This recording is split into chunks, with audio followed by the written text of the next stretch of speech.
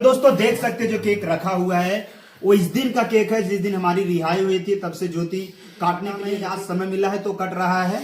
यहाँ पे देख सकते हैं मेरा बेटा पहले से चक्कू लेके तैयार है और ज्योति और युवराज भी किस तरह काटेंगे आप लोग देखिएगा।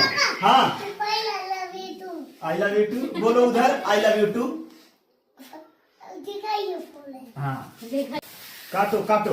हाँ चलो काटो। दोस्तों देख सकते हैं। तो दोस्तों यहाँ देखिए युवराज काट रहा है केक और ज्योति भी साथ में। ज्योति किस खुशी में काट रहा है केक? क्योंकि जब भैया हमारे आए थे तब हम लोग केक मंगा के रखे थे और अच्छा। टाइम ही नहीं मिल पा रहा है। बस बस बस बस बस ये युवराज कहाँ है केक? गालम पड़ता है। और दोस्तों इधर देखिए गाल पर लगा रहा है युवराज बेटा। ओहो बोल दो हैप्पी बर्थडे टू यू। क्योंकि टाइम लेना जरूरी है और कोई भी बात हो आप लोग से कहना जरूरी होता है। चलिए दोस्तों हम लोग को टाइम दीजिएगा। धन्यवाद। बाय बाय बोल दो बेटा।